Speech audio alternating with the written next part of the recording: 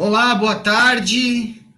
Sejam todos bem-vindos à plataforma da AgroTeams 2020, AgroTeams 100% digital. Meu nome é Tiago Tardivo, sou zootecnista da Diretoria para Aquicultura, da Secretaria de Agricultura, Pecuária e Aquicultura do Estado do Tocantins. Em nome do Estado do Tocantins, do governo do Estado do Tocantins, desejamos boas-vindas a todos os telespectadores, a todos os ouvintes dessa plataforma e desse momento. Hoje nós temos a grande satisfação em receber um dos maiores ícones da aquicultura nacional. Hoje nós estaremos com o doutor, o zootecnista, doutor na área de aquicultura, pesquisador científico e idealizador do canal Vai Aqua, o pesquisador Fábio Rosa Sussel. Fábio Sussel, meu grande amigo, seja bem-vindo à plataforma da AgroTeams 100% digital. Grande Tiago, tudo certo por aí?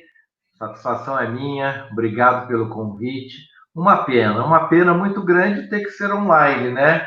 Mas fazer o quê? Paciência, é o novo normal, a gente tem que procurar o mais rápido possível se adaptar a esse novo normal. Mas tudo que eu queria era estar aí em Palmas, estar aí nesse estado maravilhoso que é o Tocantins, para a gente estar conversando pessoalmente e pisando no campo para conhecer as coisas na prática aí. Mas tudo bem, e vamos se ajustar conforme essas novas regras, né? Então, mais uma vez, obrigado pelo convite. Aliás, vou te confessar uma coisa aqui. Da última vez que eu tive aí, no final do ano passado, tive lá uma meia horinha antes do meu voo. Eu confesso para você que eu comecei a procurar preço de terreno, preço de casa, aluguel de casa. Eu falei, deixa eu ver como é que é o negócio para esses lados aqui, que ô lugar bom, viu? Tanta água para todo lado. É aqui que eu tenho que estar, pô. Mas sabe que não está fora dos meus planos, não. Quem sabe o dia, né? Quem sabe um dia a gente vira colega aqui no estado do Tocantins, bem mais próximo, né, Fábio? Show de bola, show de bola. Posso tocar aqui uma apresentaçãozinha rápida e tal, e depois a gente começa a discussão desse tema, pode ser? Perfeito, Fábio. Nosso tema de hoje é aquicultura e pesca esportiva, né? Perspectivas do desenvolvimento dessas cadeias aqui no estado do Tocantins, né? Fica à vontade, Fábio, pode inserir a sua apresentação. Aqueles que tiverem perguntas, Okay. podem ir encaminhando para nós aqui no chat, por gentileza, tá? Que todas as perguntas vão sendo encaminhadas para o Fábio também, tá? Nós temos um tema hoje bem amplo para discutir, né? Já está, eu vou colocar em tela aí. Está em tela aí, Tiago, a minha apresentação? Tela tá, pode colocar ela. Tá ok? Não, eu já coloquei, já apareceu para você aí? Ainda não. Apareceu a tela geral. Entendi o que está acontecendo. Só um pouquinho. Tá. Só um pouquinho, que essa plataforma aqui é nova. Para mim, né? Não nova para você. Eu vou ter que fechar esse que está aberto aqui para abrir novamente. Menos de um minuto, eu já faço isso.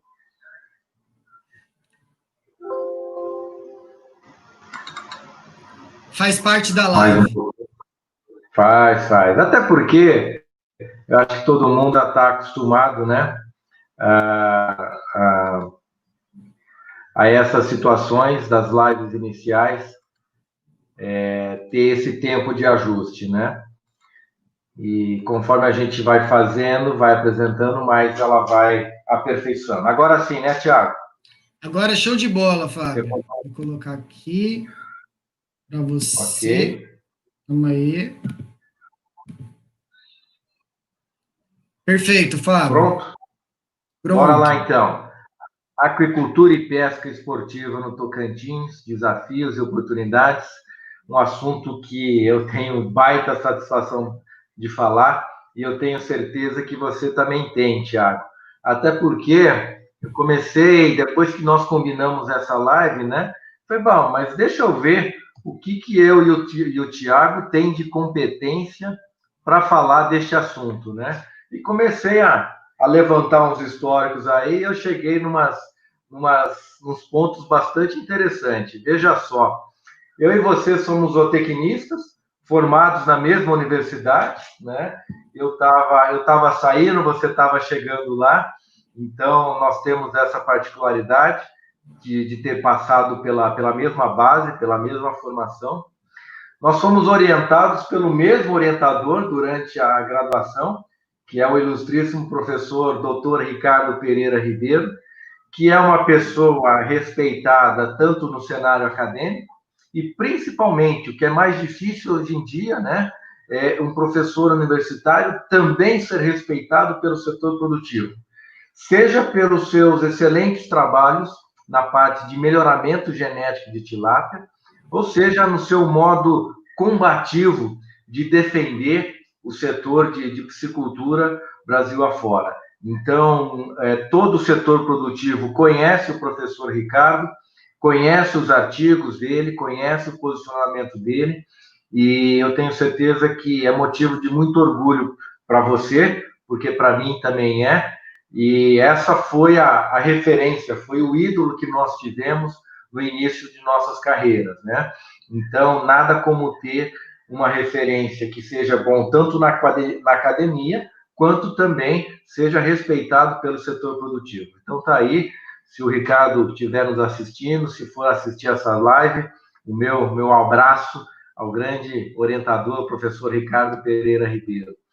Nós temos uma associação que representa os pescadores esportivos do Brasil, que é a ANEP, que é uma associação que está composta por uma nova diretoria, bastante motivada, bastante afim de trabalhar e que tem feito muitas ações positivas aí nos últimos anos. E dentro dessa ANEP existe uma diretoria de aquicultura, com 2 diretores, né?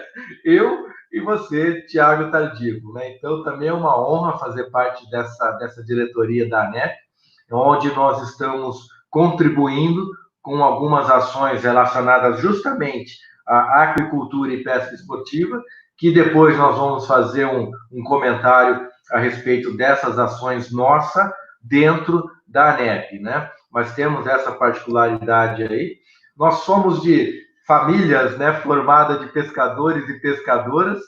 A minha esposa é engenheira de pesca, trabalha com aquicultura, né, faz um mestrado na área de fish burger de Lambari, e é pescadora também, é parceira, me acompanha nas minhas pescarias, assim como minha filhinha, né, a nossa filhinha aqui também, está sempre nos acompanhando aí, faça sol, faça chuva, faça frio, faça calor, ela está lá nos acompanhando, né?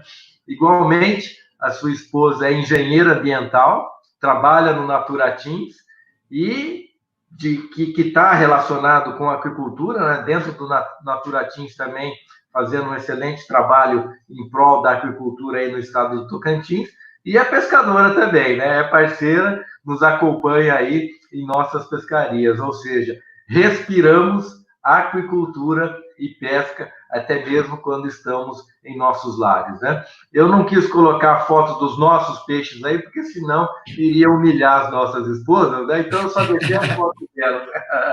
Brincadeira, brincadeira. Nós temos um forte compromisso, né, Tiago, com a comunicação do universo aquático e defesa do setor. Eu tenho um programa de aquicultura, que é o Aqua Negócios, dentro da Fish TV, né? Um projeto de comunicação para o grande público, os consumidores de pescado, tá? E ainda tenho um programa de aquicultura no YouTube, que daí já é um projeto de comunicação mais nichado, mais voltado para profissionais, tanto da área de carcinicultura quanto de piscicultura, que são as 2 principais atividades dentro do universo aquícola brasileiro. Você, nesse segmento de comunicação do universo aquático e defesa do setor, ocupa um cargo de conselheiro efetivo do CRMV Tocantins, né? É servidor da SEAGRO, que é a Secretaria da Agricultura, da Agricultura, Pecuária e Aquicultura, né? E ocupa a diretoria de aquicultura dentro da SEAGRO, né? E ainda professor da Unicatólica, professor do curso de zootecnia da Unicatólica. Ou seja, a gente tem alguma propriedade para estar falando de aquicultura, para estar falando de pesca esportiva, para, de certa forma, deixar a nossa contribuição voluntária, né, para que alguns avanços possam acontecer nessas duas áreas que são nossas duas grandes paixões, né? Tanto a pesca quanto a agricultura. Tenho certeza que da sua parte não é diferente. É uma satisfação para a gente estar, de alguma forma, deixando uma sementinha, deixando uma contribuição. Por menor que seja, mas de grão em grão a galinha enche o papo e a gente vai, assim, construindo um universo melhor para isso que nós acreditamos, né? Então, a ideia, Tiago, foi só dar essa chamada aí, enquanto o pessoal vai entrando, enquanto o pessoal vai formulando algumas perguntas aí. E agora eu proponho de a gente ir fazendo um ping-pong aí, levantando alguns assuntos e ir discutindo, para, conforme eu disse, né, deixarmos de forma voluntária e gratuita, deixarmos uma contribuição para o setor, que são as nossas principais atividades, né? Perfeito, Fábio. Agradecido pelos elogios e pelas fotos aí colocadas, e mencionar o nome do nosso querido orientador, graduação e pós-graduação, Dr. Ricardo Ribeiro, um excelente exemplo, um grande mentor que nós temos aí na nossa carreira profissional, né? E aí eu acho que você mostrou bem como a gente pode atuar e plantar essa sementinha dentro da aquicultura e da pesca esportiva. Permita-me abrir um parênteses, fazer um comentário que, inclusive, está diretamente relacionado à sua missão como professor universitário nos atuais momentos, né? Que hoje o professor universitário ele não pode mais ir para a sala de aula ensinar aquilo que está na internet, porque aquilo que está na internet, os alunos preferem aprender pela internet, porque é uma forma muito mais didática, né, de se aprender. E aí que hoje a grande missão dos professores é serem referências, é serem espelho, é serem ídolos de seus alunos, né? E nós, lá na década de 90, né, que foi pelo menos quando eu comecei a minha graduação, talvez você já depois do ano 2000, não me recordo exatamente quando, o professor universitário ainda tinha essa função de ensinar. Mas já naquela ocasião, o Ricardo foi apresentado para nós como um ídolo, como uma referência a ser seguida, e até hoje a gente tem orgulho de ter ele como referência, né? Então, essa é uma questão muito importante que os professores universitários, uma missão muito importante que os professores universitários passam a ter, que é ser referência para os seus alunos, né? Porque aprender, não 100%, mas 80% hoje está na internet, né? Eu sempre dou o exemplo do ciclo de Krebs. Eu aprendi o ciclo de Krebs, acho que só tinha 6 Leninger lá na biblioteca da UEI, né? Tinha que tirar xerox do capítulo. Hoje, ciclo de Krebs no YouTube tem diversas formas, diversas maneiras alternativas de ser apresentado, que fica muito mais fácil o aprendizado, né? Com certeza, essa parte teórica, né? A internet ela vem dominando, né? Principalmente com essa facilitação dos vídeos, dos efeitos visuais e tudo mais, né? Mas eu acho que nós, como educadores, temos que também pensar em produzir uma mão de obra qualificada para o mercado, né, de trabalho e que atenda os requisitos mínimos para trabalho em cooperação, em multidisciplinaridade, respeito, ética, que eu acho que acaba sendo hoje muito da nossa função como educador universitário, né? Não só trazer conteúdo, exatamente, mas formar pessoas com conteúdo, né? E é um ponto muito interessante, né? Que já vem até para o nosso próximo ponto aí, né? Que é a questão de conteúdo que veio inviabilizando por um conteúdo que eu falo assim, falta de informação, né? que nós tínhamos muito referente à questão dos impactos ambientais referentes às espécies exóticas, né, cultivadas em reservatórios, né. Hoje nós temos aí a tilápia como a principal espécie da cadeia nacional da aquicultura, né, em volume, com certeza, né. Hoje, mais de 420 mil toneladas de tilápias produzidas em 2019, segundo a Peixe-BR. O estado do Tocantins abriu suas porteiras aí para atividade no final de 2018, né, com o licenciamento ambiental, né, com a resolução COEMA número 88, que dispõe do licenciamento ambiental da atividade aquícola, permitindo a produção de tilápias dentro dos reservatórios na modalidade, né, no sistema em tanque-rede, né, Fábio? Exato. Fábio, você aí no Sudeste, né, conhecendo um pouco a cadeia do Sul da tilapicultura, como você vê o estado do Tocantins em relação à tilapicultura, o estado entrando nessa nova cadeia que é a tilapicultura? Nós temos hoje uma cadeia estabelecida de redondos, apesar de não grande, temos grandes players dentro dessa cadeia, né? Mas como você vê o estado entrando nessa cadeia? Eu vejo com muito bons olhos, vejo com muito otimismo, né? Uma pena ter demorado tanto, né, para liberar o cultivo da tilápia aí no estado, mas felizmente liberou. Eu creio que foi um espaço importante. Eu só acredito na produção de alimentos de um modo geral, e especialmente na produção de proteína aquática, se ela for sustentável e também levar em consideração o respeito e bem-estar aos animais. Sustentável, que eu digo, é claro, ambientalmente, socialmente e financeiramente, porque eu sei que é possível. Eu já visitei vários cases que mostraram essa viabilidade de todos esses conceitos caminharem juntos, tá? Então, claro que eu levo em consideração, sim, possíveis impactos da tilápia num ambiente que não é dela. Até porque nós somos pescadores, nós dependemos desse ambiente e queremos ver ele o mais rico possível. De certa forma, procuramos fazer ações para melhorar ainda mais esse meio ambiente. Tá? A usar como exemplo, aqui no estado de São Paulo, onde a tilápia está presente há muito mais tempo do que aí no Tocantins, o que a gente vê é que ela está... a gente consegue encontrar tilápias em alguns reservatórios, só que ela vem trazendo um efeito para a sociedade muito mais positivo do que negativo. E para o meio ambiente também, porque nós temos um exemplo clássico aqui em São Paulo, que é o Rio Tietê, que quem não conhece já ouviu falar, aonde nós temos uma carga de poluição absurda. Desculpa. Esse rio Tietê pode ser dividido em 3 partes: a cabeceira, o meio e a parte final, o terço final do seu rio.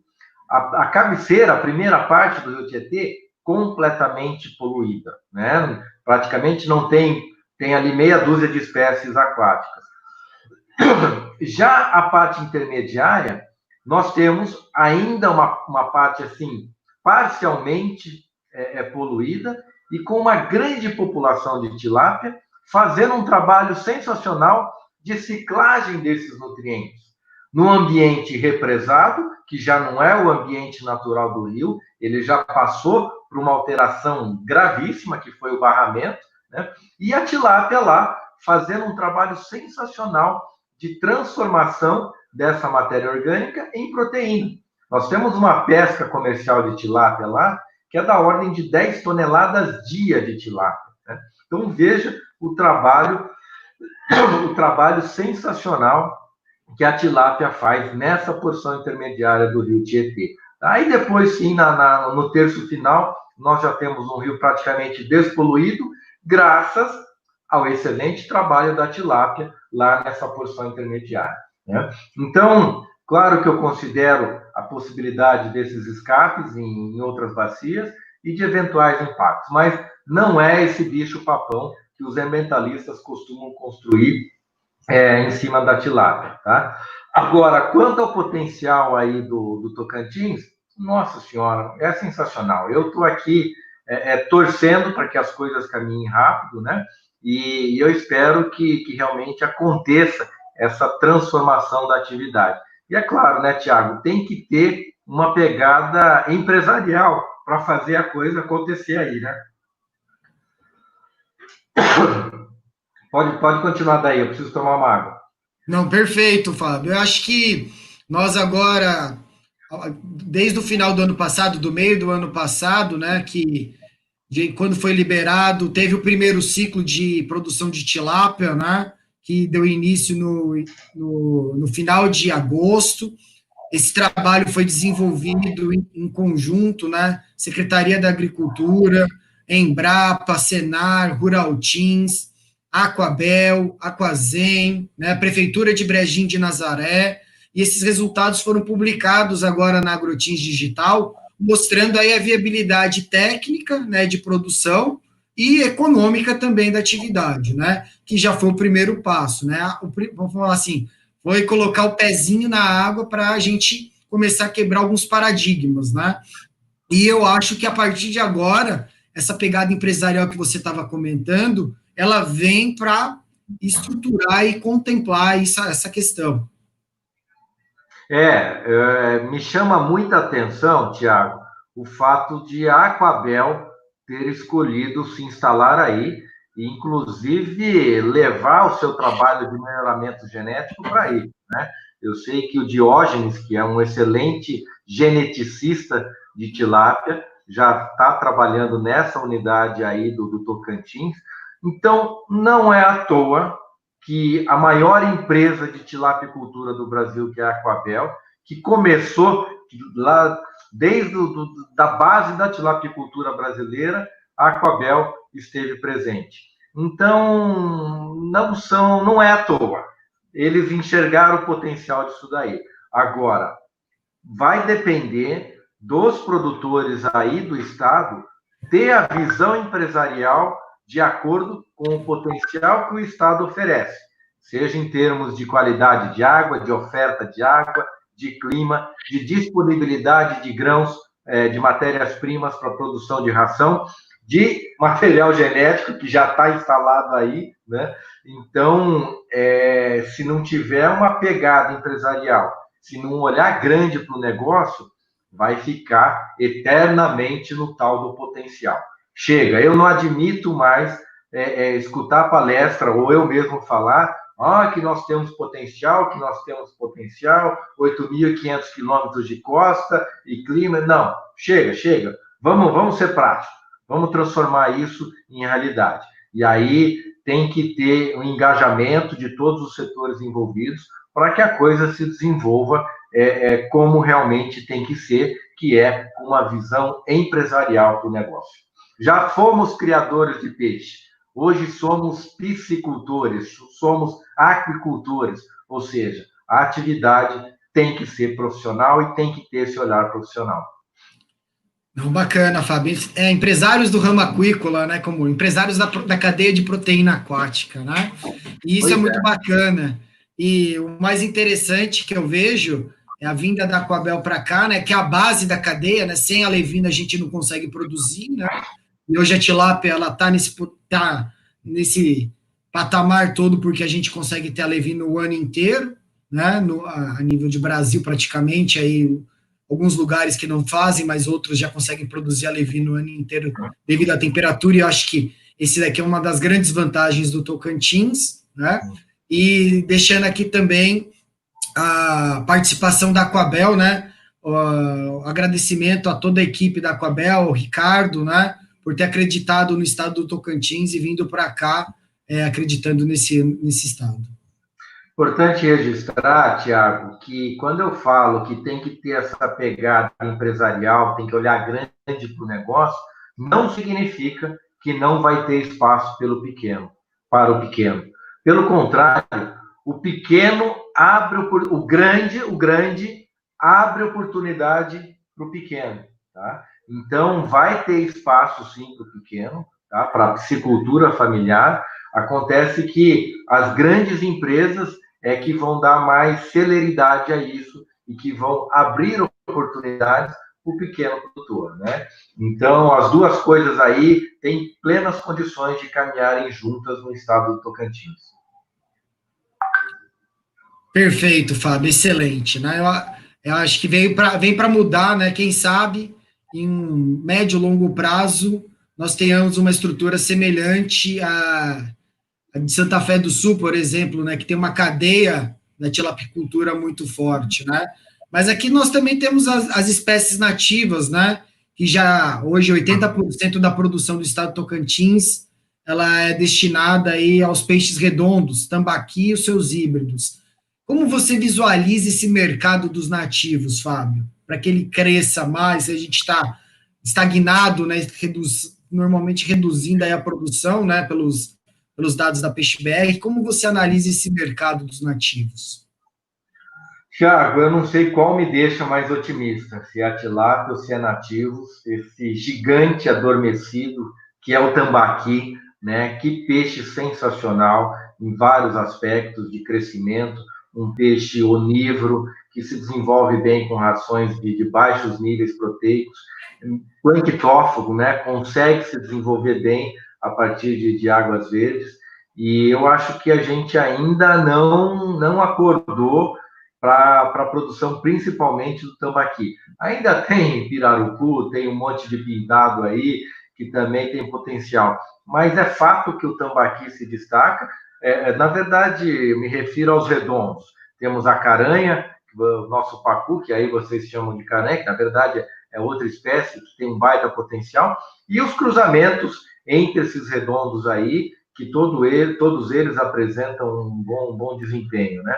Então, também não podemos deixar de lado essas espécies nativas, que, como nós já dissemos, já estão aí, já estão adaptadas aí, e que tem um mercado absurdo para ser explorado.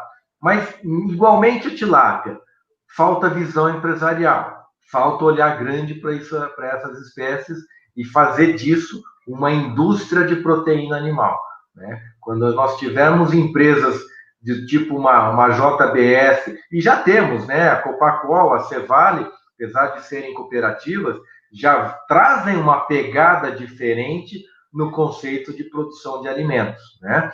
Já é um ótimo exemplo que a gente tem lá no Paraná, mas a gente precisa ter mais exemplos desse tipo, especialmente aí para o centro-oeste, aí para o norte do Brasil, que é onde está o grande potencial. E uma coisa que eu acredito muito, e que na última vez que eu estive aí no Tocantins, foi uma grata satisfação conversar com um produtor aí da região de Palmas, né?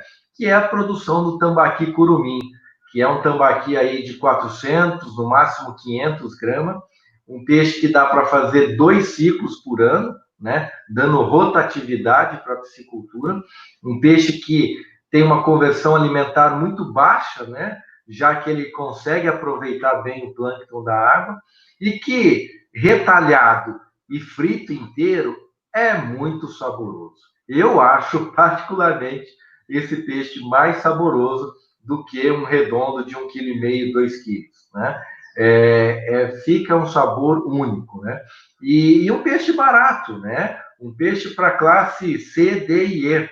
Nós temos um erro na nossa piscicultura, Tiago, no desenvolvimento da nossa piscicultura, um erro muito grave, que foi produzir peixe só para rico, né? Nós começamos com pintado, começamos com pacu aqui no Sudeste, e logo já migramos para tilápia, e mesmo a produção de tambaqui lá em Rondônia, que é o principal produtor, é voltada para rico, é voltada para a classe A e B.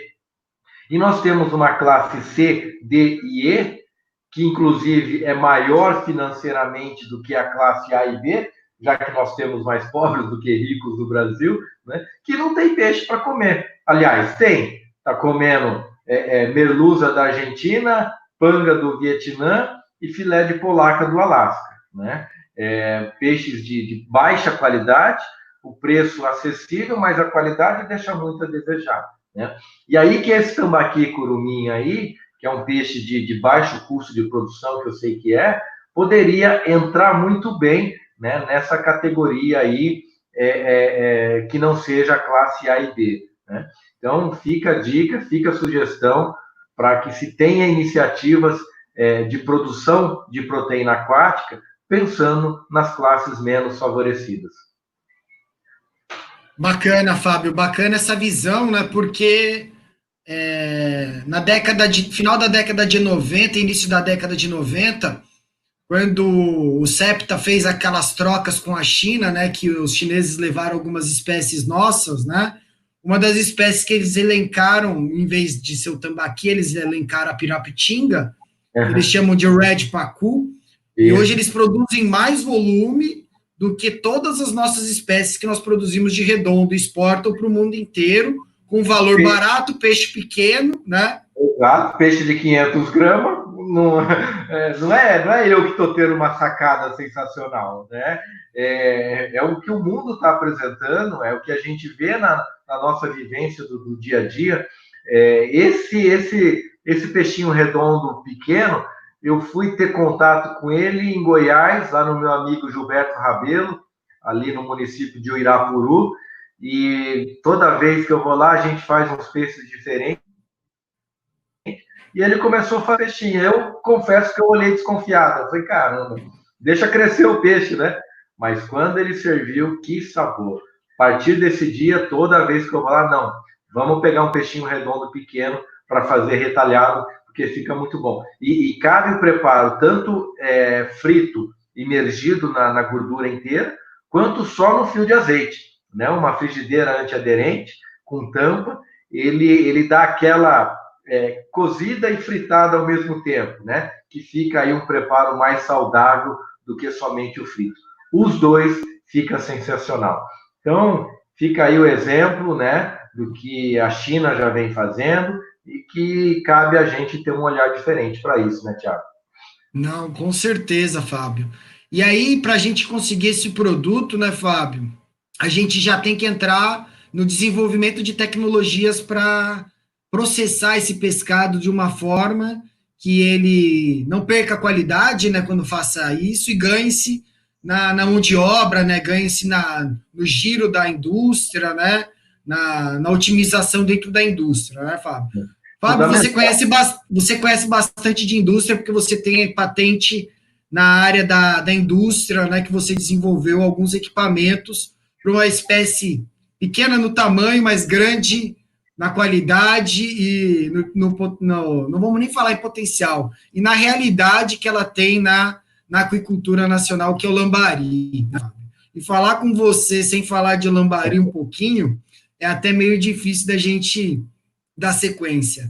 Fábio, o que você, pegando esses dois pontos, né, indústria e o lambari, como que você vê hoje a estrutura das nossas indústrias, né, dos nossos entrepostos, para processar aquilo que o mercado quer, né, de produto com qualidade, com preço acessível, né, e a questão da cadeia do lambari a nível de Brasil, aí que você vem atuando aí fortemente.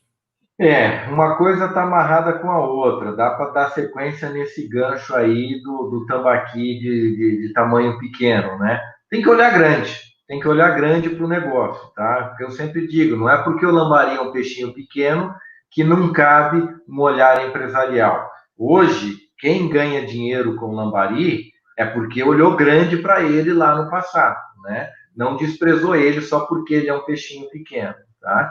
Então, igualmente, eu tenho uma dificuldade muito grande de emplacar essa questão do processamento do lambari para petisco, mesmo tendo já uma máquina disponível, que era algo que os produtores me cobravam muito e hoje já está aí à disposição, mas a coisa ainda não virou comercialmente, a coisa ainda não engrenou, muito provavelmente porque falta entrar alguém com essa pegada, com essa visão de transformar isso num negócio realmente. Né?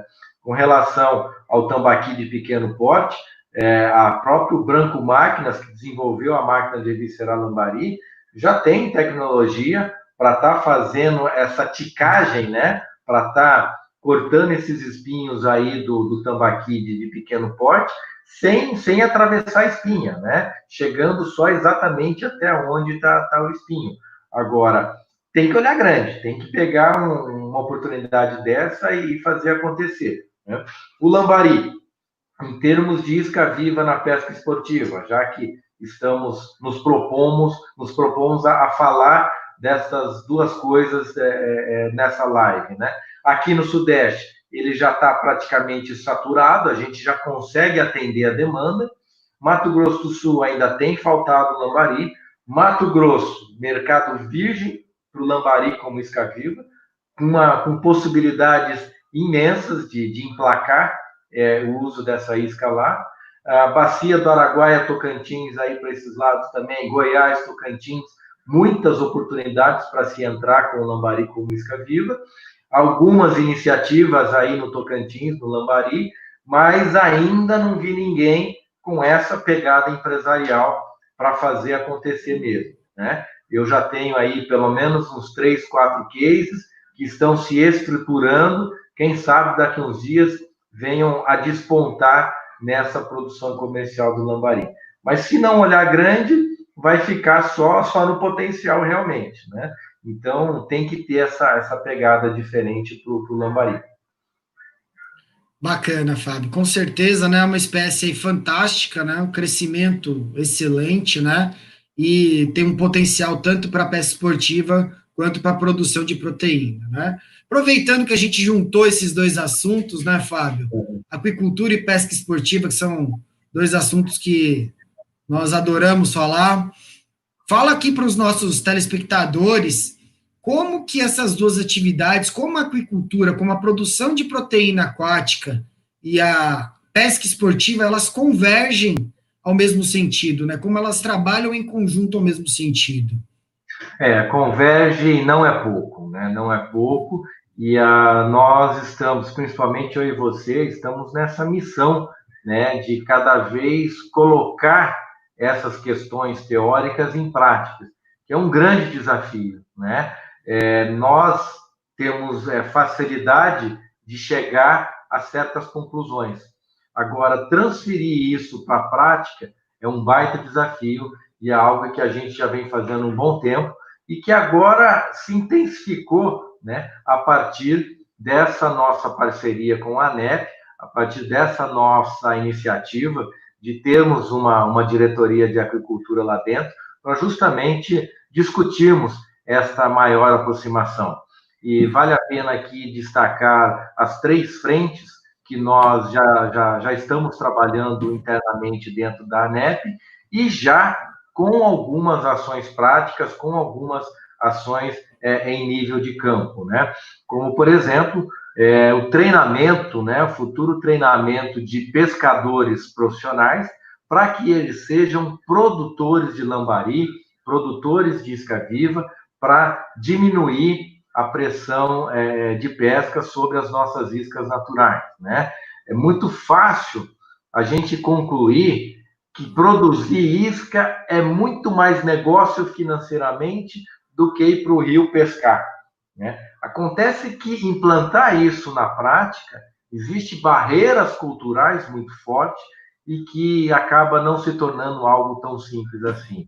Mas o começo tem que ser dado. A partir do momento que a gente conseguir implantar alguns casos de sucesso, eu acho que a notícia vai correndo. Assim como era, né, Tiago, há 8 anos, 10 anos atrás, a resistência de pescadores a serem guias de pesca. Hoje, nós temos vários exemplos de guias de pesca que eram pescadores extrativistas, que têm uma vida digna, que não tinham antes, né? Trabalhando em algo menos estressante que a pesca esportiva, que a pesca extrativista, até trabalhando menos, né?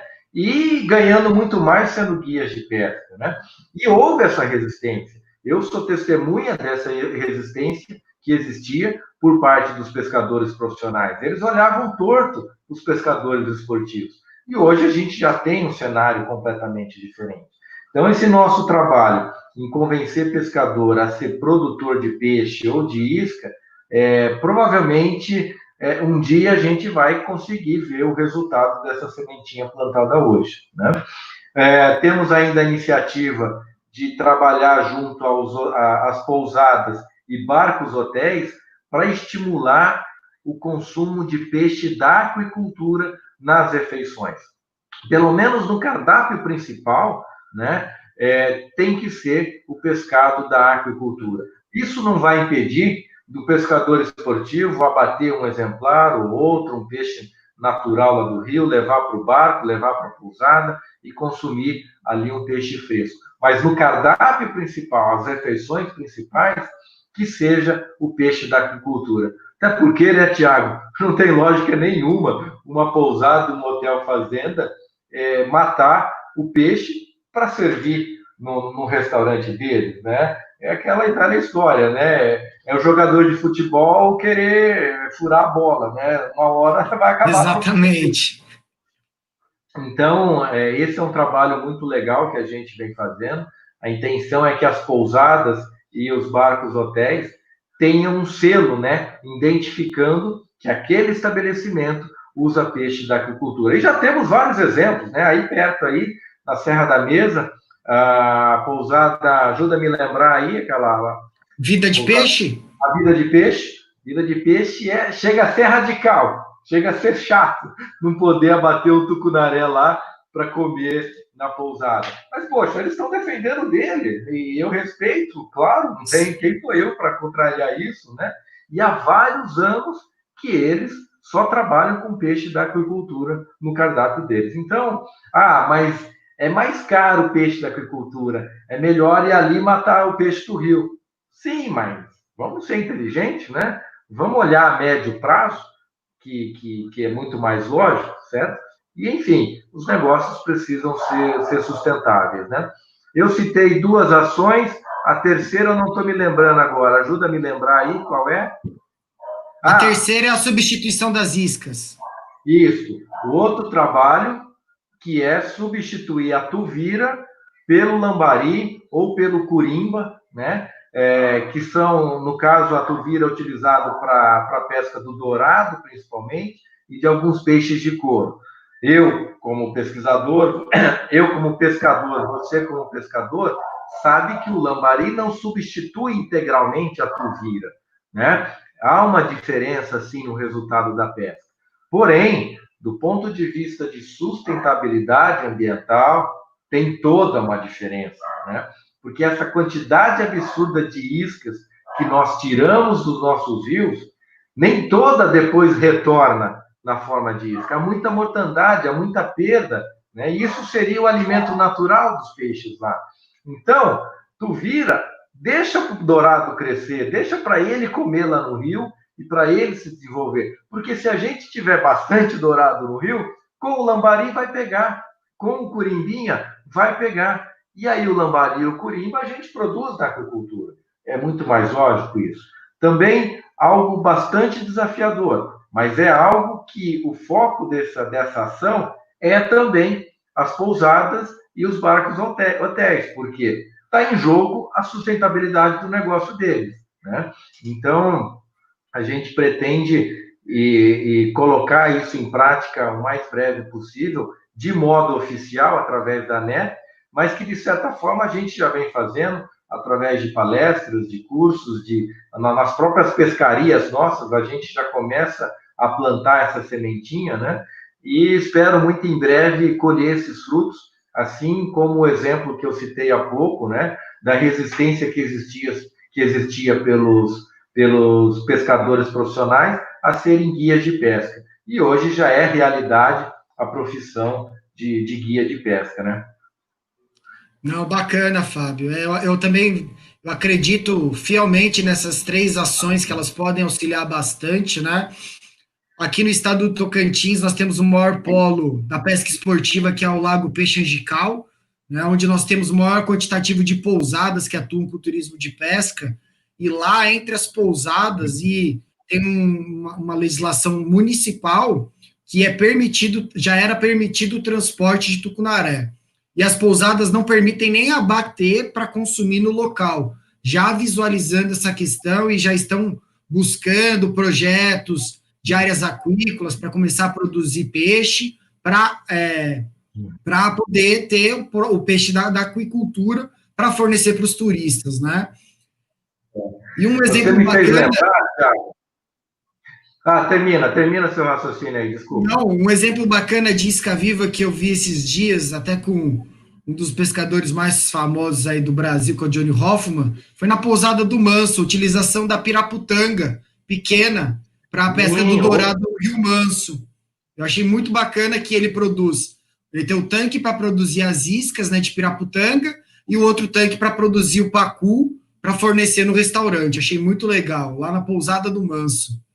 outro baita exemplo, né? Uma pousada também bastante consciente, que ainda não conheci, tô doido para conhecer esse rio, essa pousada lá, e já dando aí um baita exemplo, né? De onde as atividades de pesca e aquicultura se convergem. Eu lembrei de um exemplo muito bacana também, que é quando se quer aumentar, por exemplo, a população de tucunarés, de qualquer peixe carnívoro, né? A primeira iniciativa das pessoas é pensar em soltar mais tucunaré, né? Em soltar mais peixe carnívoro. Mas isso não tem lógica. Tem que soltar a base, tem que soltar os forrageiros, né? Então, fica aqui uma dica para mais uma ação que a gente pode pensar em implementar dentro da ANE, né? Que é uma espécie de fomento das pousadas, dos barcos hotéis, de produzirem lambari, de produzirem curimba, que é muito barato, é muito fácil produzir essas espécies, para repovoar. Né? Produz ali mesmo, na beira do rio, com matrizes nativas do rio dali, faz um juvenil e solta para o rio. É isso que vai servir de base para os peixes carnívoros se desenvolverem. E não soltar mais carnívoro. Não tem lógica essa ideia de soltar carnívoro para aumentar a população. É igual soltar mais onça em 2 hectares de mata. Se não tiver alimento para ela, uma onça vai comer uma outra. Uma hora isso vai acontecer. Né? Então, é uma opção, sim, viável pensar em produzir lambari, produzir curimba, só para repovoar o rio, visando o aumento dos peixes carnívoros. Repovoamento de base de cadeia, né, Fábio? Que é o que Exato. normalmente ninguém pensa, né? Repovoar a base, né, para manter a ponta, né? E dentro Exatamente. da parte da pesca, Fábio, como você vê hoje que está a questão da parte da legislação federal, das legislações estaduais, o que você vê de interessante Tem, acontecendo, parado? tem os dois lados da coisa, né? A gente tem uma legislação federal atrasada, qual outro termo que eu vou usar? Não somente atrasada, mas também maléfica para o meio ambiente, que eu vou comentar um pouco mais adiante dessa minha fala, tá? E nós temos algumas iniciativas estaduais interessantes, outras radicais e outras onde os interesses políticos estão acima dos interesses do meio ambiente e do desenvolvimento da sociedade. Como, por exemplo, aqui o estado do Mato Grosso do Sul, que, de certa forma, foi radical na implementação da cota zero. Eu acho que o futuro é cota zero, mas não precisa ser seco como foi. Pode ser gradual para que os pescadores comecem a se adaptar aos poucos, né? E então o que eu vejo são várias ações estaduais, felizmente a maioria mais positiva do que negativa, mas é muito triste quando a gente vê interesses políticos se sobressaindo aos interesses do meio ambiente, aos interesses da classe especificamente envolvida. E aí, pensando em legislação federal, nós temos uma legislação que, entre outras coisas, né, estabelece uma cota de 10 quilos, mais um exemplar, né, que pode ser levado para casa, e ainda somente medida mínima para poder abater o peixe e levar para casa. Não tem medida máxima. Isso é um erro absurdo que nós cometemos há anos, que já temos ferramentas para corrigir e estão fazendo corpo mole para corrigir isso. Nós estamos incentivando o abate de nossas matrizes, né? Coisa que nós aprendemos lá em melhoramento genético com o nosso orientador Ricardo, né? Com o nosso, não sei se você teve aula com o professor Eden, né? Mas o que a gente está fazendo é chegar num pasto e matar os maiores animais, matar os melhores reprodutores, né? A gente está autorizando o abate. E já tem estudo científico que comprova isso, feito aqui em Cachoeira de Emas, no Rio Mogi Guaçu, aonde a idade reprodutiva das fêmeas de dourado está diminuindo. Elas estão se reproduzindo cada vez menores, cada vez mais jovens, porque nós estamos diminuindo o tamanho da população. Nós estamos abatendo o material genético com potencial para crescer. Então, é urgente, é para ontem uma lei que determine também tamanho máximo de abate. Então, pode abater, vou pegar o exemplo do dourado aí, 60 centímetros aqui em São Paulo é o tamanho mínimo. O peixe de 70, 75 centímetros, acima de 75 centímetros, por exemplo, volta para o rio. Aquilo é reprodutor, aquilo tem qualidade genética, né? Nós não podemos continuar permitindo o abate desses reprodutores, né? E a questão da cota também, é exagero, 10 quilos de peixe. Eu acho que não podemos ser radical, por exemplo, da cota zero. Existe toda uma questão cultural, a gente vem dessa cultura da pesca, de levar, de trazer o peixe para casa, de comer, de confraternizar com a família um belo peixe capturado. Eu gosto de ir pescar e trazer um peixe para comer com a minha família, para contar a história de como foi aquela captura. Mas um peixe, 2 peixes, até porque não tem graça nenhuma colocar um peixe no freezer de pescaria para ir comer dali 3 meses, 4 meses. Altera o sabor, já perdeu a história do peixe. Não precisa disso, né? Então, já existe essa tratativa junto à Secretaria Especial de Aquicultura e Pesca, né? O Jorge Seife, que é o atual secretário, já tem pleno conhecimento dessa instrução normativa, onde a ANEP propõe a redução dessa cota de 10 quilos para 5 quilos, eliminar esse exemplar a mais que pode ser levado e estabelecer a medida máxima para as principais espécies da pesca esportiva. E a coisa não está caminhando, né, Tiago? Aí vai uma crítica da minha parte ao secretário, que não era político, mas parece que virou político rapidinho, né? Que entrou com um discurso muito bom, que entrou fazendo um trabalho muito bom, que entrou fazendo uma atualização de um monte de coisa que estava engavetada dentro do extinto Ministério da Pesca e Aquicultura, mas parece que agora, Tiago, está dando de engavetar coisa também, né? Está querendo usar situações, usar demandas do setor produtivo para criar um clima político favorável a ele. Aí, meu amigo, o setor já vai começar a olhar todo, né? Essa instrução normativa que eu citei já está na mão dele há muito tempo. Ele prometeu fazer um workshop para discutir isso, ou seja, na intenção de trazer os louros para ele dessa iniciativa. Até aí tudo bem, o mais importante é que a instrução normativa caminhe, né? Agora, por conta da pandemia, não saiu esse workshop, agora está falando que vai fazer online, mas também não faz acontecer. Enquanto isso, a gente vai abatendo as nossas matrizes do rio. A gente não, né? Alguns colegas nossos pescadores que não têm esse entendimento, esse discernimento, né? Então, é um tipo de lei que não dá mais para esperar, que não dá para fazer política com um tipo de lei dessa. Isso tem que ser para ontem, tem que ser colocada a instrução normativa, colocar ela para apreciação do grande público, como tem feito em várias situações, como, por exemplo, o lambari, lá para a pesca do atum em Santa Catarina, que talvez isso venha a interessar a frota do secretário, né? Mas tem que olhar para esses outros absurdos aí, como, por exemplo, essa instrução normativa que, como eu disse, já está na mão dele, né? Então, não podemos mais aceitar que esse tipo de erro, que esse tipo de malefício para o meio ambiente seja normatizado por uma lei, né? É para onde a regulamentação, a correção, né, dessa lei. Então, é isso. E aí, desculpa, eu acabo falando muito e não deixo você falar aí. Não, é isso mesmo.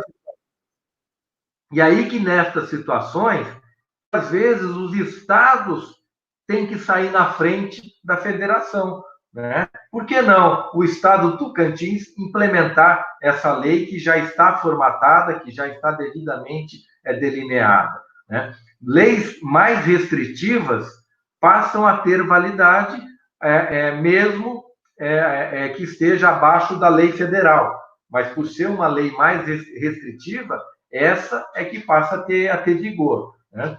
Então, é aí que eu vejo o papel dos estados em se mobilizar para ter esse tipo de ação, já que a federação não toma frente, então que o estado toma frente disso, né? É assim que eu vejo, é assim que eu acho que eu posso estar contribuindo para o desenvolvimento dessas duas atividades, que são nossas duas grandes paixões.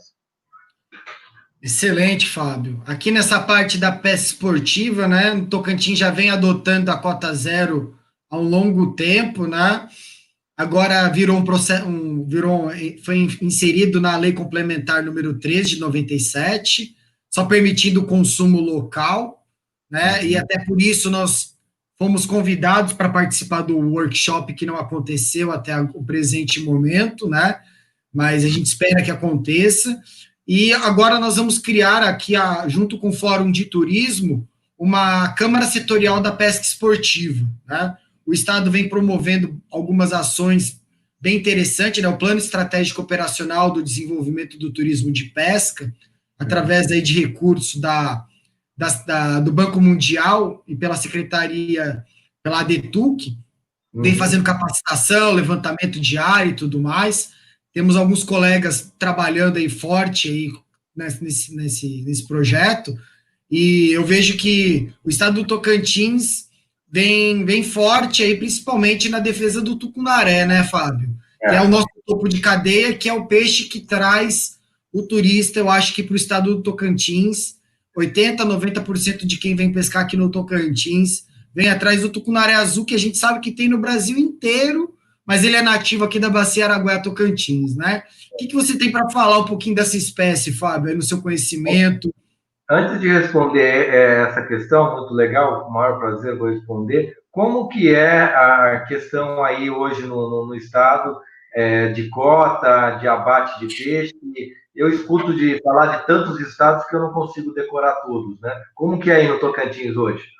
Hoje, Tocantins, ele está com cota zero, né, para transporte e a consumo de até 5 quilos por pescador no local. Peixe aqui não anda mais de carro, não anda mais de avião, não anda mais de carro, né? E pode ser consumido no local, só que a gente ainda só tem o porém da cota mínima, né, o tamanho mínimo, né? Que nós vamos brigar agora dentro da Câmara Setorial da Pesca Esportiva, tamanho mínimo e tamanho máximo de abate para as principais espécies e tentar transformar o tucunaré aqui como patrimônio do estado do Tocantins, porque ela é a espécie mais valorizada, né, Fábio? A gente tem que preservar esse peixe aqui, né? O transporte, ele só vale para o tucunaré ou vale para outras espécies também? Todas. Todas, tá. Hoje para todas. Bacana, bacana. Eu fico feliz de saber que já é uma lei mais restritiva do que essa lei federal, né? Já é um avanço, como você próprio citou aí, falta colocar o tamanho máximo, que também não é uma coisa que é a ideia minha, que é a ideia nossa aqui do Brasil. Nos Estados Unidos já é assim, né? Onde lá sim a pesca esportiva é um negócio profissional, né? Nossos irmãos argentinos são assim, né? Pois é, e só a gente aqui, o país do maior potencial da pesca esportiva, com uma lei absurdamente atrasada como essa, né? Uma vez eu estive lá pela Flórida, eu andei pela Key West, eu fui até Key West, que vai passando por várias pontes, né? E é muito legal que cada ponte tem uma placa com as principais espécies, o nome científico, o nome popular, a foto da espécie, tamanho mínimo, tamanho máximo e quantos exemplares daquela espécie cada pescador pode abater. Tem espécie que pode abater o que pegar, né? Mas as principais que estão ali em risco, tem tudo isso, tamanho mínimo, tamanho máximo, ó, essa aqui só pode matar um, esse daqui pode matar até dois, né? Ou seja, e lá funciona, e lá tem peixe, A nossa costa teria tudo para ser muito mais farta de peixe do que a costa da Flórida, no entanto, lá se pega muito mais peixe na pesca esportiva do que aqui na nossa costa. Por quê? Tem lei e lá a lei funciona, né? Com certeza, e funciona a lei e lá funciona a fiscalização, que acho que é uma das grandes falhas do Brasil, né? Se tudo no Brasil fosse fiscalizado igual ao imposto de renda, né? Igual ao nosso dinheiro, talvez acho que nós estaríamos um pouco melhor nessa parte ambiental. E uma coisa importante lá, né, Tiago, o recurso gerado pelas carteirinhas de pesca, pelas regras de pesca, volta para a pesca esportiva, né? Eu já vi situações lá onde, quando se chega para limpar o peixe na pousada, tem que cortar a cabeça e deixar a cabeça do peixe num saquinho já devidamente separado lá, congelado, porque depois eles vão pesquisar o otólito do peixe para saber a idade, para saber uma série de coisas do peixe. Você consegue emitir uma carteira de pesca às 3 horas da manhã para estar pescando às 5, tudo online. Aqui nós temos uma lentidão absurda, uma bagunça essa emissão da carteirinha de pescador. Esse ano eu ainda não tirei a minha, mas no ano passado eu lembro que já era a Secretaria Especial da Agricultura e Pesca, você gerava um boleto em nome do MIDIC, do Ministério, do MDIC, do Ministério do Desenvolvimento da Indústria e Comércio, ou seja, aquele valor pago ia para outro ministério, e não se a carteirinha de pescador não saía, não chegava nunca, né? A definitiva não saía. Poxa, aí não dá, né? Aí é decepcionante uma situação dessa, né? E foi aí que nessa questão que os estados se fortaleceram bastante, né? Porque a emissão da carteirinha de pescador amador nos estados, ela é muito mais simples de ser emitida, né? E todo mundo que ia para os estados acabava emitindo a carteirinha estadual, né? O que é de certa forma, um absurdo, porque, por exemplo, eu vou pescar no Mato Grosso do Sul, eu tenho que, além de eu ter a carteira nacional, eu tenho que emitir a carteirinha de lá, né? Aí fica um negócio ilógico, é como se eu tivesse que ter uma carteira para dirigir carro aqui e outra lá no Mato Grosso do Sul. Mas concordo contigo, os estados tentaram, de certa forma, contornar um problema nacional, até para deixar claro as regras de fiscalização, né? Os policiais precisam ter uma ferramenta clara para fiscalizar. Aí chega lá, eu tirei a carteirinha, mas o sistema não emitiu. Fica aquele negócio de um ter que acreditar no outro, né? Exatamente, exatamente. Mas, e do tucunaré, Fábio, o que você fala para a gente um pouquinho do tucunaré azul? Sensacional. É um dos peixes mais esportivos que eu conheço. Dentre os tucunarés, não é o peixe que mais cresce. A gente sabe que tem o açu e outros aí que crescem mais do que o azul. Mas a pancada do azul, o arranque do azul, é só dele, é único, né? Então, isso faz dele uma espécie diferente e uma espécie que a gente consegue ter acesso no Centro-Oeste, por exemplo, né? E até mesmo aqui no Sudeste é possível praticar pescaria do azul, como, por exemplo, no Rio Grande, né? A gente sabe aonde está o amarelo e aonde está o azul. O azul está sempre na água limpa, sempre em águas um pouco mais profundo, uma galhada isolada no meio do lago, enquanto que o amarelo está mais na margem, está mais junto ao capim, né? Mas é uma pescaria diferente, né? Dentre os tucunarés, pescar o tucunaré azul, pescar o tucunaré açu, envolve técnicas diferentes. E por isso ele é tão apaixonante, né? Então, não tenho dúvidas que deveria ser a espécie símbolo da pesca esportiva, aí na bacia, tanto no Tocantins, quanto na bacia do Araguaia-Tocantins, porque realmente é um peixe sensacional, que merece todo o nosso respeito e que se tenha iniciativas para preservar essa espécie maravilhosa. Bacana, Fábio. Fábio, voltando um pouquinho para a parte de aquicultura, né? O sertão está virando mar, né? Ultimamente, né? De uns anos para cá, o sertão virou mar, né? A gente começa, a partir de tecnologias aí, conseguir produzir camarão marinho dentro do continente. Fala para a gente um pouquinho mais desse mundo, né, da carcinicultura carcinicultura marinha no continente. Fala um pouquinho mais da sua experiência para a gente desse mundo. Essa aí, Tiago, é mais uma baita contribuição que as novas tecnologias do setor agro, do setor aqua, trazem para a sociedade, trazem para a população. Porque, além de ser uma proteína nobre, de alto valor agregado, né, e muito saborosa, também vem se apresentando como uma forma excepcional de se produzir proteína, né? Então, é uma forma diferente de produzir proteína, tem valor agregado, é saborosa e o mundo quer comer camarão, o mundo quer comprar camarão. Por que eu digo que é uma forma única, uma forma diferente de se produzir?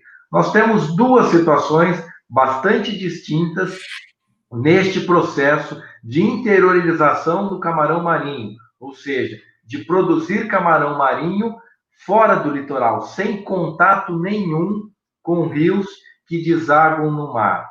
Tá? A primeira forma é através do uso de água salobra no sertão do Brasil. Estou falando de semiárido, de clima semiárido, de sertão do Brasil, realmente, onde não tem qualquer ligação com a água do mar, mas tem, sim, poços com água salobra, com diferentes salinidades e com diferentes perfis de balanço iônico, de diferentes apresentações das quantidades de íons dissolvidos nessa água, mas que se prestam para produzir camarão marinho, né? Algumas mais produtivas, outras menos produtivas, mas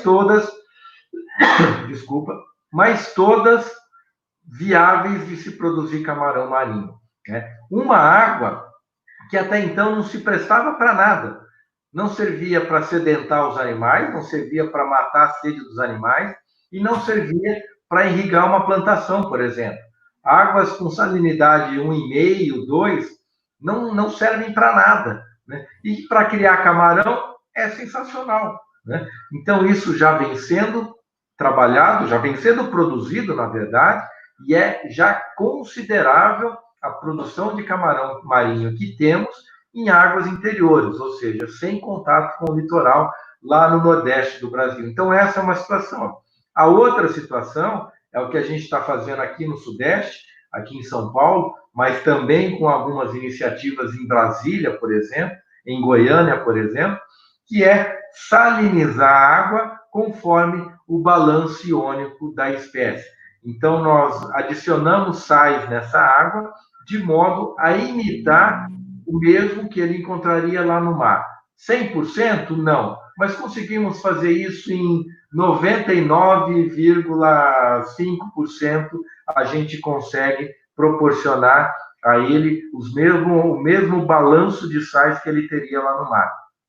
E aí, que numa salinidade 10, também não precisa ser na salinidade do mar, que é 30, 35, a gente consegue produzir o camarão marinho aqui no interior, salinizando essa água doce, aonde eventuais contribuições que essa água possa ter, como, por exemplo, cálcio, magnésio, nós simplesmente desconsideramos. Entramos com esse sal marinho, salinizamos em torno de 10 per mil e tem se mostrado viável a produção, né, no sistema tipo RAS, que é um sistema de recirculação de água, onde essa água nunca é descartada para o ambiente.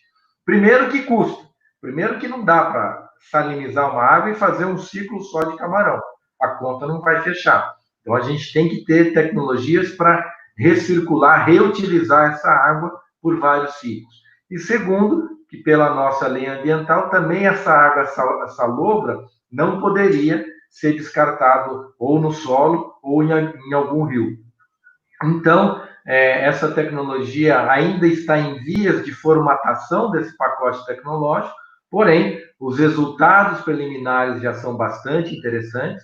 Nós já temos o pessoal lá de Taubaté, a Aqualuz, que já vem produzindo comercialmente. toneladas por mês, 3 toneladas por mês, mas, enfim, crescendo mês a mês. Já temos também, próximo a São José de Rio Preto, Mirassol, o Bruno, também já conseguiram tirar ciclo. E o projeto que eu acompanho aqui perto de Pirassununga, em Leme, que estamos despescando essa semana, um camarão lindo, camarão sadio, esperto, ágil, e que também está se mostrando muito viável, né? Já estamos ajustando essa fazenda para começar a entrar em ciclo de produções contínuas, né? Então, a coisa aí está caminhando a passos largos, e o exemplo de Brasília, o Weber, lá de Brasília, grande parceiro, grande amigo, também produzindo em escala comercial, lá nas suas 2, 3 toneladas por mês, né? Então, já não é mais tentativa de louco, não. A coisa já está consolidada e já está caminhando a passos largos. E a grande vantagem dessa tecnologia, né? Produzir camarão fresco, de qualidade, ao lado dos grandes centros consumidores, né? Junto aos consumidores com poder aquisitivo para consumirem um camarão de qualidade, né? Então, isso também está envolvido nessa nova tecnologia. Bacana, Fábio. Eu tenho certeza aí que o trabalho que vem sendo desenvolvido ao longo desses anos aí vai trazendo a viabilidade técnica e agregando aí a viabilidade econômica, que eu acho que nesse ponto aí deve ser um pouco mais complicada de conseguir agregar valor, agregar, né? Mas o que me encanta realmente é essa situação lá do sertão, né? Uma água que está lá há milhões de anos, que não servia para nada. Claro, dá para dessalinizar, né? Fazer uma parte de água doce, mas mesmo assim tem um rejeito salino. Quando você tira uma água salobra do subsolo e dessaliniza ela, 30%, 40%, é um rejeito mais salgado do que aquele original. E isso não pode ser descartado na terra, porque causaria desertificação das áreas. Então, essa água é ótima para criar o camarão marinho, né? Então, isso, para mim, me encanta absurdamente, andar pelo sertão, andar pela Caatinga e saber que ali tem um potencial enorme para se produzir camarão. É uma coisa tão maluca, Thiago, que tem lagoas que acabam sendo perenes, porque tem uma laje de pedra por baixo, né? E mesmo lá na Caatinga, mesmo no sertão, consegue segurar a água pelo ano todo. Só que é uma água salobra, que malemar dá para o gado beber ela. Uma água de 0,5, 0,8 de salinidade. O gado bebe porque não tem outra, mas não seria ideal. E para criar camarão é uma beleza. Vai que, assim, é impressionante a produtividade que a gente consegue ver no sertão. Então, isso me encanta muito, é um recurso que já está lá e só precisamos de políticas públicas sérias para explorar isso cada vez mais. Bacana, Fábio. Fábio, já estamos aqui com uma hora e 13 minutos, né? O papo bom vai rápido, né? Fábio, eu queria que você falasse um pouquinho desse momento que nós estamos vivendo aí, né? Desse cenário de pandemia, falando um pouquinho da questão da aquicultura e da pesca esportiva, né? Na sua visão, e tentando inserir um pouco o Tocantins nisso, né? Como que você vê a curto, médio, vamos colocar em a curto e médio prazo o cenário para essas duas atividades, né? Para quem atua nessas duas atividades. Para a aquicultura, eu acho que a gente, felizmente, nós somos pouco afetados, né? Claro que existia uma grande expectativa de fazer um volume maior de vendas na Semana Santa, mas tudo bem, o que não foi vendido na Semana Santa ficou na piscicultura e aos poucos isso vai sendo escoado, vai sendo colocado no mercado, né? A parte de camarão, essa sim foi duramente afetada, a pancada maior foi para o camarão, porque grande parte do consumo do camarão em restaurantes, e os restaurantes estão fechados, então o setor de carcinicultura sentiu o baque, e aí que os produtores tiveram que buscar canais alternativos para escoamento da produção, principalmente o delivery, principalmente o estímulo do consumo doméstico de camarão, que é um trabalho novo que eu venho fazendo junto à BCC, né? Nós vamos talvez aí trabalhar alguns vídeos, né? Estimulando técnicas de preparo de camarão fáceis e simples para a dona de casa fazer isso em casa e aí estimular esse consumo doméstico de camarão. Mas também teve o lado bom para a carcinicultura, porque os pequenos e microprodutores tiveram que procurar opções alternativas de comercializar e estão faturando mais com essas opções alternativas do que quando vendia para o intermediário, para o atravessador. Né? É uma opção um pouco mais difícil, mais trabalhosa, só que mais rentável. Né? Então, também tem o lado bom disso para a carcinicultura. Né? Então, o peixe ele foi assim pouco afetado, né? Do ponto de vista de base produtiva, nós não conseguimos identificar nenhuma redução, pelo contrário, né? Semana passada eu vi uma live da Cia Food, do Ricardo Torres, aonde a Coabel disse que bateu o recorde de vendas nos 3 últimos meses, né? Que as fazendas estão todas povoadas com larvas, com alevinos, com juvenis, e que a expectativa está melhor. A gente viu o Ramon, do Grupo Âmbar Amaral, também dizendo que a produção de ração continua a todo vapor, a produção de peixe deles continua a todo vapor, então, aparentemente, não vamos ter um impacto na nossa agricultura. A médio e longo prazo, eu acho que o produto brasileiro vai ser melhor reconhecido, né? O alimento brasileiro de um modo geral, e certamente o peixe vai pegar uma carona nessa onda, né? Eu tenho dito que o caminho mais curto para o mundo respeitar o Brasil é através da nossa produção de alimentos sustentáveis e com potencial de atender o mundo, né? Então, de certa forma, o mundo vai ter que passar a ter mais respeito com nós brasileiros, porque eles vão depender da gente no quesito produção de alimentos, e eu acredito que a proteína aquática irá pegar uma carona nisso. A pesca esportiva foi duramente afetada por conta da pandemia, né? O pessoal cancelou os pacotes de viagem que estavam programados para esses meses.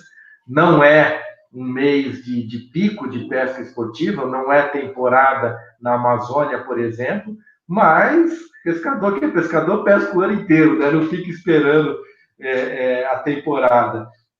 E houve, sim, muitos cancelamentos de pesca, principalmente aí no Araguaia, Tocantins, né? Eu tenho contato com várias pousadas e caiu bastante a movimentação nessas pousadas, né? E, naturalmente, vai se recuperar a médio prazo, mas a curto prazo eu creio que o setor sentiu bastante, né? Temos que sempre procurar um lado otimista, né? Se diminuiu a pesca, teoricamente, aumentou os peixes nos rios, né? Pelo menos eu tenho visto lá no Rio Araguaia, né? Como estão pegando pirarara, estão pegando peixes de couro por esses dias aí, né? Então, também temos que procurar o lado otimista das coisas, né? Mas é fato que a pesca sentiu, sim, essa pandemia, mas muito em breve vai voltar à normalidade, sim, e os empreendimentos vão recuperar. Nós também devemos considerar a feira, né? A trade, a Pesca Trade Show, que foi cancelada. Isso é ruim para o setor, né? Perde um segmento, né, que vinha sendo dado, lançamentos de novos produtos, lançamentos de novas ideias, né, acaba criando um gap aí na atividade. Mas, muito em breve, a gente recupera isso e vamos voltar com muita força, né? Bacana, Fábio. Você falando da parte da piscicultura, eu estava em conversa com o nosso presidente aqui da Câmara Setorial da Piscicultura, o Vinícius. Ele é produtor, empresário da Agronorte Rações, e ele me relatou essa questão do aumento da produção de ração, né? O aumento de vendas, que eles têm arrendado um frigorífico na divisa do Tocantins com o Maranhão, aumentou muito o volume deles de venda também. E os produtores de alevino que a gente tem contato aqui também falando que a venda pelo menos aumentou em 20 a 30%, né? A venda de alevino aqui no estado, né? Ou seja, o setor da aquicultura a gente ainda vê tá meio quieto, né? Mas tem muita gente povoando, muita ração sendo consumida, a cadeia está girando. Eu acho que também o aumento do pescado nesse período, também acho que o pessoal pensando na qualidade da proteína para se precaver, aí melhorar a imunidade, resolveu comer mais peixe, né? E na parte da pesca esportiva, aqui a gente conversando com as pousadas, quem está fechado, né? Tem alguns municípios que decretaram lockdown, ainda estão com decretos fechados, tem fila de espera, Fábio. Boa, boa. Tem lista de espera, né? Porque todo mundo vai ter que se readequar. Em quarto que ficava 4, vai ter que ficar 2. Em local de restaurante que tinha o grupo para restaurante que cabia 60, vai ter que ficar 20, né? E assim eles vão se readequando, mas tem fila de espera, porque eu nunca vi um bichinho que gosta mais de agir do que pescador, né? Pois é, tá todo mundo que as lombrigas saíram pela boca, né, Tiago? Libera logo isso daí, né? Libera logo. As mulheres acham que estão ansiosas para ir para o shopping, né? Mas não sabem o que nós, pescadores, estamos passando, né? De vontade de ir para o rio, né? De vontade de ir para o rio. Tem uma observação importante, Tiago, com relação à pesca, relacionada à pesca doméstica, a pesca de varinha, a pesca ali no riozinho. Essa daí aumentou absurdamente. Eu tenho um amigo que tem loja de material de pesca aqui, ele falou que triplicou o movimento de venda de carretilha, de molinete, de coisa barata, de anzol, de chumbada, de linha, porque as pessoas não aguentavam ficar em casa, né? Então não podia frequentar uma pousada, mas pegar uma varinha e bater uma varinha no rio ali podia. Então, de certa forma, movimentou esse mercado da pesca esportiva, que é a parte de equipamentos, né? A venda de um pulsar, e assim, um chapéu, e assim por diante, né? E esse foi um dado interessante, que aumentou muito a pesca doméstica no período da pandemia.